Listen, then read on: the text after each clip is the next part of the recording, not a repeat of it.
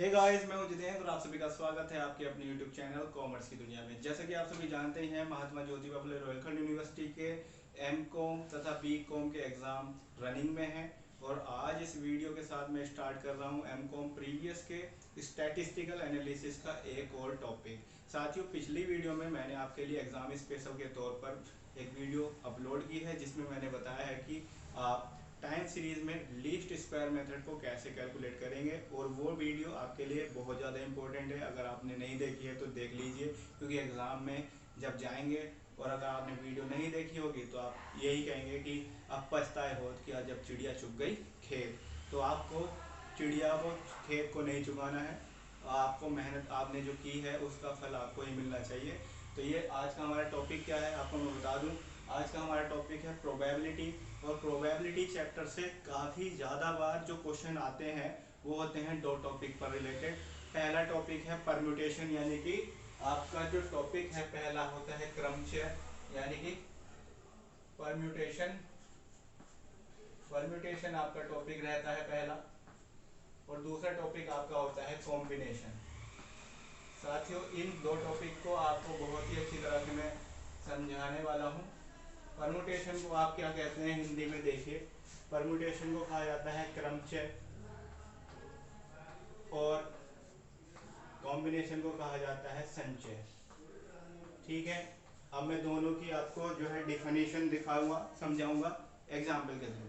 Permutation का मतलब क्रमचय हो गया, और क्रमचय का मतलब होता है किन्हीं भी दो या दो से अधिक जो चीज़ें होती हैं उनको रखने का क्रम, उनको रखने के क्रम का जो तरीका है वो किस तरह से हो सकता है। तो सपोज कीजिए आपके पास जो है तीन किताबें हैं, ए, बी और सी। ये तीन किताबें हैं और आपसे कहा जा रहा है कि इनको रखने का कितने तरीके बन सकते हैं। तो इनको रखने के कितने तरीके बन सकते हैं, मान के चलिए पहली किताब ए है, दूसरी बी हो गई, तीसरी सी हो गई। फिर पहली किताब ए है, दूसरी सी हो गई, तीसरी बी हो गई। पहली किताब बी है, दूसरी ए हो गई, तीसरी सी हो गई। पहली किताब बी है, दूसरी सी हो गई, तीसरी ए हो गई। ठीक, पहली किताब सी है, दूसरी आपकी ए हो गई और तीसरी आपकी बी हो गई। पहली किताब सी हो गई, दूसरी बी हो गई और तीसरी ए हो गई। तो टोटल मिलाकर के यहाँ पर बना ए बी सी। आप समझते रहिए साथियों। दूसरा बना ए सी बी, एक तरीका ये बन गया। फिर बना बी ए सी, फिर बना बी सी ए, फिर बना आपका सी ए बी, और लास्ट का बना आपका सी बी ए। तो यानी कि तीन तीन किताबों को रखने का जो तरीका बना आपका, कितना बन गया टोटल, 1 2 3 4 5 6 तरीके आपके बन गए यहाँ पर।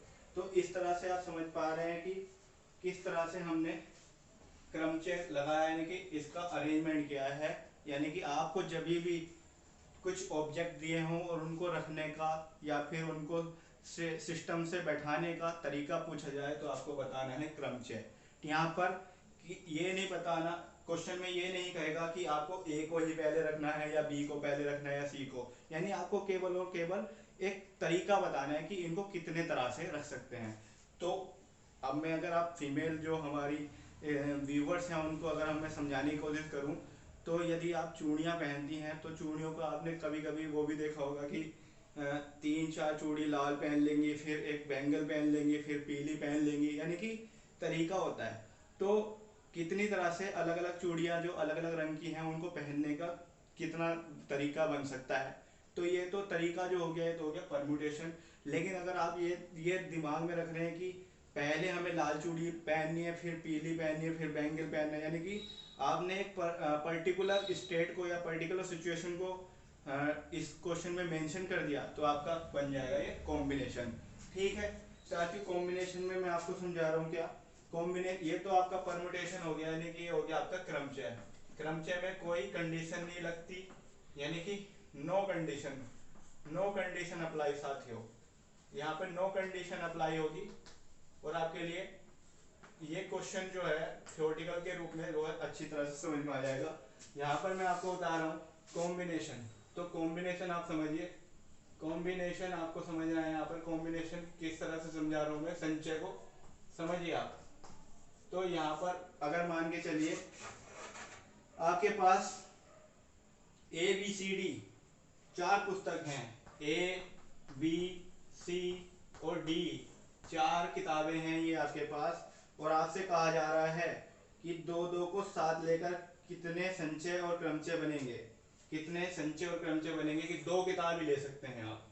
तो यहाँ पर हम कॉम्बिनेशन बना लेंगे और यहाँ पर हम परमुटेशन बना लेंगे साथ में, कि कितना तरीका बन सकता है कि 2 किताबों को ले रखने का, साथ में कितना हम कॉम्बिनेशन बना सकते हैं।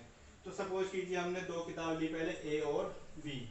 ए बी किताब लेंगे तो हम कितने तरीके बना सकते हैं, पहली ए दूसरी बी, या पहली बी दूसरी ए, यानी कि ए बी किताब को लेकर के 2 क्या बन गए, 2 क्रमचय बन गए, लेकिन एक संचय बनेगा। ठीक है साथियों, ए और सी को ले लेते हैं, तो ए पहली दूसरी सी दूसरी, पहली ए सी दूसरी ए। ठीक, अब की बार हम क्या करेंगे, ए और डी को लेकर के, ए डी, तो पहली ए दूसरी डी, पहली डी दूसरी ए।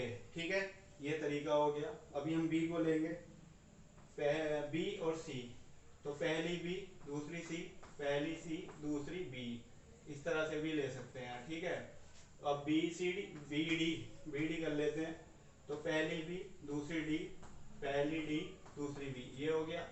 इसके बाद आपका आएगा सी और डी, सी और डी, बी सही से बना देता हूँ थोड़ा सा, सी और डी, तो साथियों पहली सी दूसरी डी और पहली डी दूसरी सी। इसके अलावा आप ए डी, सब ये आपका तरीका हो गया। ये 4 किताबें, 1 2 3 4 5 6 तरीके तो आपके कॉम्बिनेशन के हो गए, जबकि यहाँ पर गिनिए आप 2 2 4 2 6 2 8 2 10 2 12 तरीके आपके क्या हो रहे हैं, कॉम्बिनेशन के हो रहे हैं। ठीक है, तो साथियों ये तो था एक सिंपल तरीका परमुटेशन और कॉम्बिनेशन को समझाने का, लेकिन एग्जाम में जब क्वेश्चन आएंगे तो आपको वहां पर किस तरह से कैलकुलेट करना होगा, यानी इसका फॉर्मूला क्या है। आखिर हम ये सब तो नहीं कर पाएंगे एग्जाम में, भाई इतना थोड़ी ना करेंगे हम, एक कोई फॉर्मूला तो होगा इसका, तो वो फॉर्मूले क्या है वो आपको मैं बता रहा हूँ, तो इसको फटाफट आप देख लीजिए, फिर मैं इसको इरेज कर रहा हूँ। ठीक है, और आपको उम्मीद करता हूँ कि बहुत अच्छी तरह से समझाने की कोशिश मैं कर रहा हूँ और आगे भी करता रहूँगा। ये क्वेश्चन और ये टॉपिक जो है आपके लिए काफ़ी ज़्यादा इम्पोर्टेंट है, इसलिए आप इसको ज़रूर देखें वीडियो को, और अपने फ्रेंड्स के साथ भी शेयर कर दें, क्योंकि स्टैटिस्टिक्स जो एक सब्जेक्ट है वो काफ़ी ज़्यादा इम्पोर्टेंट है, काफ़ी ज़्यादा अच्छा लगता है इसको पढ़ना। तो परमुटेशन का फॉर्मूला है साथियों, परमुटेशन निकालने का फॉर्मूला है, परमुटेशन का फॉर्मूला आता है NPR। क्या है साथियों, NPR equal to n factorial upon n minus r factorial, ये फॉर्मूला है। ठीक है, n factorial upon n minus r factorial. जबकि कॉम्बिनेशन का जो फॉर्मूला है आपका, कॉम्बिनेशन का जो फॉर्मूला है आपका साथियों NCR, NCR का formula n factorial upon n minus r factorial और r फैक्टोरियल, ये फॉर्मूला बनता है। ठीक है, ये बात आपको समझनी है। ठीक है, अब मैं कोई एग्जाम्पल लेता हूँ, उसी के थ्रू आपको इन फॉर्मूलों को अप्लाई करना बताऊंगा। ठीक, ये एग्जाम्पल के थ्रू ही मैं इस क्वेश्चन को आपको समझा सकता हूँ। जैसे 15p की 5, इसको आपको समझाना है, तो n तो हो गया 15 और r हो गया आपका 5, 15p की 5, तो इसका फॉर्मूला लगाएंगे आप, तो क्या होगा NPR, n factorial upon n minus r factorial, 15 factorial, और इसको भी समझ लीजिए आप कैसे करेंगे, 15 माइनस 5 फैक्टोरियल। साथ ही फैक्टोरियल कैसे खोलते हैं देखिए, तो यहाँ पर 15 फैक्टोरियल लिखेंगे और नीचे 15 में से 5 गया तो 10 फैक्टोरियल। आपको 10 फैक्टोरियल तक इसे खोल देना है। फैक्टोरियल क्या होता है, फैक्टोरियल में आपको रिवर्स काउंटिंग करते हुए मल्टीप्लिकेशन करनी है। 15 multiply 14 multiply 13 multiply 12 multiply 11 multiply 10 factorial से आप खोल देंगे, और नीचे 10 फैक्टोरियल, 10 फैक्टोरियल से 10 फैक्टोरियल क्रॉस हो जाएगा, बाकी जो है आप उसको मल्टीप्लाई कर देंगे।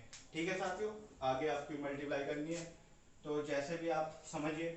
एक चीज और आपको बता दूं, आपको इस एग्जाम में जो है साथियों कैलकुलेटर अलाउड है, कैलकुलेटर अलाउड है आपका साथियों। प्लस माइनस से ज़्यादा बड़ा कैलकुलेटर एक साइंटिफिक कैलकुलेटर आता है। साइंटिफिक कैलकुलेटर कैसा होता है मैं आपको कल वीडियो में दिखाऊंगा। साइंटिफिक कैलकुलेटर आप ले जा सकते हैं एग्जाम में। ठीक है, तो साइंटिफिक कैलकुलेटर लेने के बाद आपको उसे चलाना भी सीखना पड़ता है, ऐसा नहीं है कि वो आप चला लें। क्योंकि साइंटिफिक कैलकुलेटर खरीदने का फायदा क्या है, आपको एनसीआर और एनपीआर जो है वहां पर कैलकुलेट करने के लिए मिल जाते हैं। उसमें फंक्शन होता है एनपीआर और एनसीआर को कैलकुलेट करने का। तो ये आपने एनपीआर यानी कि परमुटेशन को कैलकुलेट करना सीख लिया है। अब मैं फटाफट आपको बता रहा हूँ क्या, अब मैं आपको बता रहा हूँ कि किस तरह से हम जो है हम कॉम्बिनेशन को कैलकुलेट करेंगे। अभी तो हम सिंपल वे में कर रहे हैं और कल को इसकी जो एग्जाम स्पेशल वीडियो है वो आपके साथ डिस्कस करेंगे। मैं फटाफट हटा रहा हूँ यहाँ से, ठीक है, फटाफट हटा रहा हूँ साथियों, जिससे वीडियो लंबा ना हो और अच्छा बने, लॉजिकल बने और आपके काम का हो, इंफॉर्मेटिव हो। इसलिए मैं ज़्यादा समय यहाँ पर वेस्ट नहीं कर रहा हूँ आपका, ठीक है। आपको अब मैं बता रहा हूँ कि किस तरह से आप जो है कॉम्बिनेशन का फॉर्मूला यूज करेंगे। यानी कि कॉम्बिनेशन में आप सपोज कीजिए आपका फॉर्मूला बैठता है, कोई क्वेश्चन ले लेता हूं आपके लिए।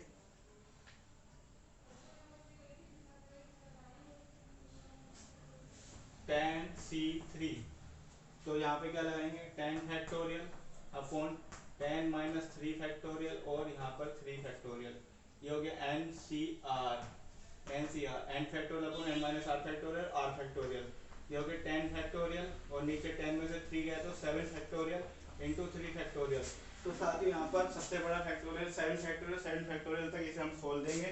क्या 10 into 9 10 into 9 into 8 into 7 factorial पर यहाँ पर हम जाएंगे और 7 फैक्टोरियल यहाँ लिखेंगे। 3 फैक्टोरियल को खोल देंगे, 3 2 1 1 लिखने की वजह 7 फैक्टोरियल कट गया, 3 2 जा 6 या 3 3 जा 9 और 2 3 4 जा 8, 3 4 जा 12 और 10 120। ये आ गया कॉम्बिनेशन आपका निकल के। थोड़ा सा मैं फास्ट कर रहा हूँ लेकिन साथियों ये आपके ही भलाई के लिए, क्योंकि वीडियो ज़्यादा लंबा हो तो हो सकता है आप इस वीडियो को देखें ही ना, तो इसलिए मैं आपको कह रहा हूँ इस परमुटेशन और कॉम्बिनेशन के टॉपिक को आप आज से ही पकड़ लीजिए और कल को हमें फाइनलाइज करूंगा और एग्जाम में आने वाले क्वेश्चन आप सभी के साथ डिस्कस कर दूंगा कि ऐसे ही क्वेश्चन एग्जाम में आते हैं। तो प्लीज़ वीडियो को लाइक कीजिए, समझ में आए तो शेयर भी कीजिए, साथ ही साथ फ्रेंड्स को सब्सक्राइब शेयर करने के लिए मत भूलिएगा। साथ ही साथ चैनल आपने अभी तक सब्सक्राइब नहीं किया है तो चैनल को जरूर सब्सक्राइब करें, क्योंकि आपका सपोर्ट हमारे लिए बहुत जरूरी है। थैंक यू सो मच, बने रहेगा हमारे चैनल के साथ। हम मिलेंगे आपसे अगली वीडियो में अगले टॉपिक के साथ। Thank you so much.